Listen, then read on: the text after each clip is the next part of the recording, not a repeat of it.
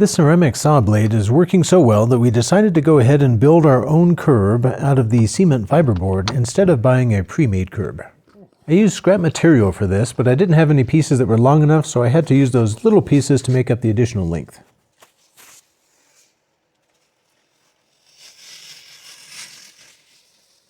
I put down a base layer of thin-set mortar that I'm applying this first piece to, and I'll be putting thin-set in between each layer and stacking it kind of like a brick wall. I'm going 5 layers thick here, and that'll give me a curb that's about 2.5 inches tall. I believe the minimum recommended was 2 inches, so this should work out okay. When that was built, I had a little bit of mortar left, so I decided to use it to even out the base a little bit. Well, we let that dry for several days. The mortar dries pretty quickly, but we were giving the dry pack base a little more time to dry. It didn't seem to be setting up very hard, and for a while we were worried that it wouldn't set up hard enough, but it did go ahead and firm up. I think we put in a little bit too much water when we were finishing it out. Here I'm getting the Kerdi membrane cut out for the base. It's already almost the right width, so I'm just getting it cut to length, and then I'll go set it in place. I'll also need to cut out the corners and cut a little bit along the front side. I want to leave about 2 inches at least to overlap on the walls, so it'll lay in the base and then come up the walls at least 2 inches for the necessary overlap. There's quite a bit of detail in this cut, and I want it to be able to fit right the first time. When I come back in here, it's going to be covered in mud, and I'll only have one chance. So I'm taking my time here and making sure that it's going to fit right when I go in. I've got the corners cut out, and it's coming up the wall nicely with no pinching or binding or wrinkling, and I just have to cut off this little bit along the curb, and I should be finished. As I was cleaning out around this drain, I realized that I had too much of a step between the drain and the deck mud base that I had built for it, and I didn't want the membrane showing that step as it was applied, so I decided I need to put some mortar. So I mixed up a batch and put a thin layer of mortar around the center to smooth it up a little bit more and waited for that to dry. Now with everything finally ready, I'm ready to begin on the base. The first thing I'll be doing is putting in these inside corner pieces. These pieces came with a drain kit that I bought from Kerdi. It comes with 4 inside corners and 2 outside corners. You can put the inside corners on before your membrane material or after your membrane material. I decided to put them on first. I'm applying a layer of thin-set to the inside corner here, a little bit on the base and on the sides, just enough to cover this inside corner piece, and then put that piece on and smooth it all out, scrape out the excess, and take out any air bubbles or air pockets, make sure it's all smooth and attached. It worked nice while I was doing this to have a trowel in each hand and use one to hold the corner piece in place and the other one to pull the excess material out from under it and scrape it down. You want this to be as low profile as possible so that as you're adding subsequent layers in the future, you don't have a big built-up layer here. Then it was just a simple matter of repeating the process on all 4 corners.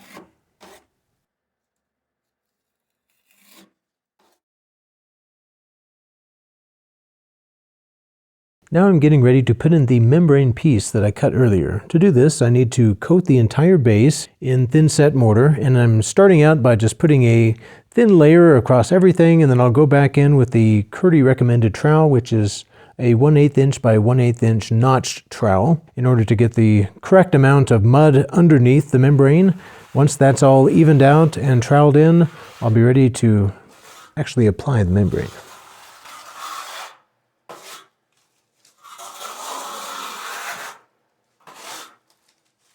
I'm coming up these edges over 2 inches. You need 2 inches as a minimum overlap. I'm coming up 3 or 4 just to make sure I've got plenty of overlap here. The membrane should come up at least 2 inches for the required overlap. Kerdi doesn't specify, the order of operations, which piece should go on first. You can do it in any order as long as you have that 2 inches of overlap. And here goes. I'm applying this piece, really nervous about getting this in the right spot. It can definitely be a pain. Once it gets stuck down, it's kind of like tape. It's a pain to peel off and try to move. And so this is looking pretty good though. I think I got it in essentially the right place the first time. Now just a few minor adjustments and I should be ready to start smoothing it out. This is about as far as I can reach from the curb. It's a bit of a strain, but doable. A larger shower would be a little more challenging and I'd have to figure out some other way to do it. Now I'm just taking a trowel and smoothing it kind of from the center out in all directions and working that until I feel like all of the bubbles are removed and all of the thick patches of thinset are removed, where it's nice and even and smooth all the way around. And then the last thing I'll do is work up those sides. And this is going along okay. I'm using 2 trowels to work the sides to get that nice sharp corner and still scrape out all the excess material out from underneath that overlap. I think I'm getting a really nice seal here. Once the sides were all done, I moved to the center drain and went ahead and cut out the circle on the inside there. There's a step in that drain plate that gives you a guide as to where to cut to, and then just did a little bit more smoothing before this was all finished up. And now moving on to the curb, I can do this right away. I don't need to wait for anything to dry, and so I'm just covering the curb in a thin-set mortar, and I'll apply a layer of the Kerdi membrane just like I did in the rest of the base. I'll have a nice 2 inches of overlap on the front of this curb that faces the shower, and then I'll be putting on an outside corner piece to seal around the edges. Those outside corner pieces were a little oversized, needed just a little bit of trimming to fit correctly, so I just cut those down and then applied a little bit of mortar and put those in place. This was a pretty simple part of the process. And it finishes up the entire membrane system of the shower. We've let the base dry for a couple of days, and now we're doing the tile layout. I'm using the standard 1 foot by 1 foot sheets for the base tile here. It's a small porcelain tile in a charcoal gray. At first I tried cutting these sheets with my tile saw, but it wasn't working well at all. The individual tiles are just too small to be able to keep them steady as you're cutting through. So I went and dug out an old pair of tile snips and gave that a try. At first it wasn't working because I was putting the whole tile in between the snips and doing it all at once, and it was fracturing the whole thing out. And what I found is that if I only came in from the side and took about the outside third of the tile in the snips, that it broke evenly across the rest. And so that technique worked pretty well. So as long as I did that, I was able to get pretty clean, nice, accurate cuts with this snipper. There was quite a bit of cutting needed for this project. It took a long time to make all these cuts on all the tiles. I wanted to get all of the tiles that I'll be using for the base completely cut out and fit in place so that I can do them all quickly once I get the mortar in. Even on this side, trim these pieces down just a little. It's because it is tapering that direction. Okay, so I'll go cut this. Trim off these pieces back here. I'm definitely glad that I was doing a complete dry fit on this. I ended up having to go back and forth, trim them multiple times, and fight with it a little bit to get it to fit just right. And it was really nice to be doing this while it was dry and not messy. I would have hated to have been trying to do this with the mortar in place and drying and getting all over my tiles every time I tried to test fit. So this was the only way to go. This was a good deal harder than I expected to get all of these tiles fitting in here just perfectly. Even though they fit together very precisely, there's still a lot of play just in what little space there is, and it's easy to get one tile off, which gets all the rest off. It was really hard to get the lines in between the tile pieces to kind of disappear. So I had April get in there and help me once, kind of double check things, and I ended up moving things around and trimming things several times, but here I think I finally got it, and I'm starting to label the pieces so that once I pull them out, I'll be able to put them back in the same order and orientation.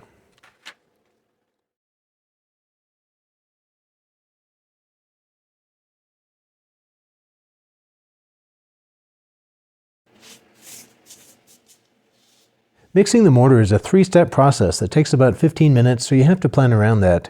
Here, I've already done the first 2 steps, which is mixing it for the first 5 minutes and then letting it slake for 5 minutes. And then you need to mix it again for 5 minutes. So that's what I'm doing here is the last mixing, or getting ready to do the last mixing before I'm ready to go in and use it.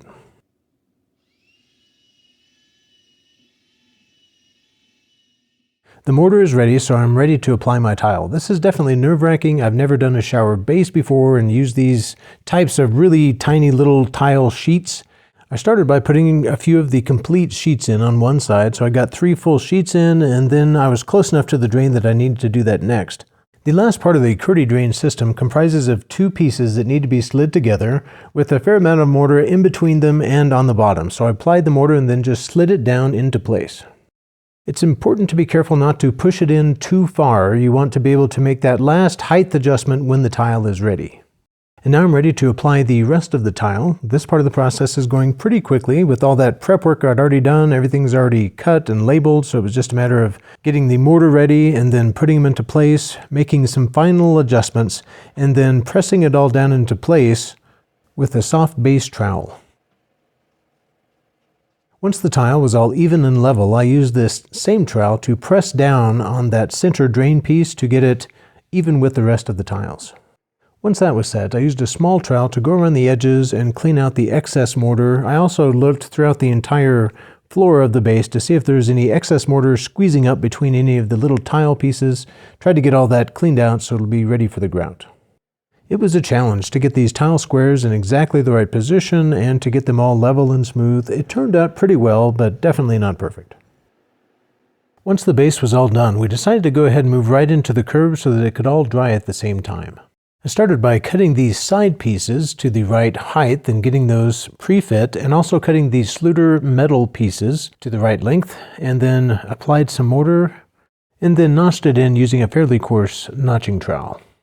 I put these side pieces on first and then applied the metal strips, took some measurements and went outside to cut the pieces for the center between the metal strips. That didn't take too long, although I was in a bit of a hurry, worried about the mortar drying since it's already there in place, but this went pretty quickly, and before too long I was ready to go put them in place. When I got back inside, I freshened up the mortar by using the trowel to notch it in the opposite direction just to get the mortar moving and freshened up, and then I applied the top pieces. Unfortunately, after I applied them, we realized that I had put them in the wrong orientation such that the seams were close but not quite lined up, very displeasing to the eye. So I decided I needed to pull them up and move them over so that the seams were more offset with the seams on the sides. And that finishes up the curb and the base. Just clean up the excess mortar and leave this to dry.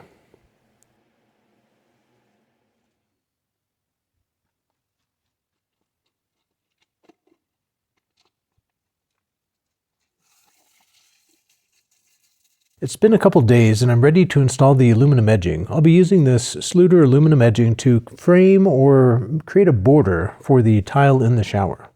There's several steps to this process. First, you need to create the angle and mark it, and then use a die grinder or something to cut it, and then come back in with a file and work that edge to where it's the proper angle, there's no burrs or anything on there, and then each piece has to be fit with the following piece so that they fit together as tight as possible.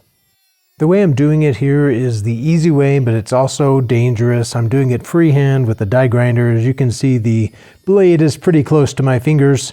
I guess a safer way to do this would be to use a handheld hacksaw, and it would probably be a good idea to have this thing secured in a vise.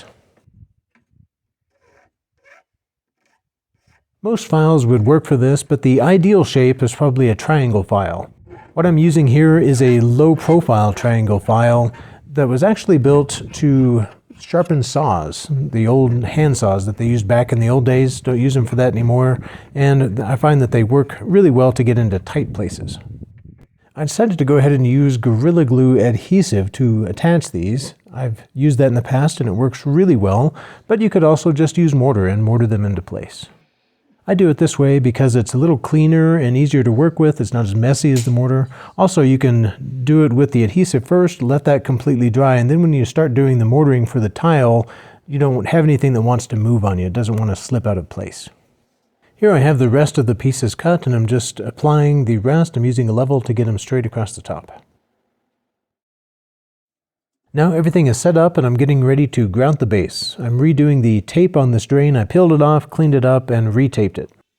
Now I'm ready to mix the grout. I'm trying to mix it thicker than I have in the past. I think in the past I've got a little thinner than was really ideal, and so I'm trying hard to get this thicker to where, I can work it in, but it still is thick and dry as possible. I think that'll help it to have the maximum strength possible. As I'm applying this, it's taking quite a bit. This particular tile pattern with these round porcelain pieces, there's quite a good amount of gaps in between. So I had to go out and mix up another batch midway, which takes 15 minutes. So it was a little nerve-wracking. I was afraid it would set up too much, especially since it was pretty thick and dry. But it worked out in the end. It was definitely starting to set up a little bit. Maybe a little thicker than I would have liked, but after some working, I think it's going to work out just fine. I think I was able to save it. It's worked in good now, so I'm just removing the excess with a squeegee. Overall, I would say that it turned out pretty well, and I'm glad to have that done.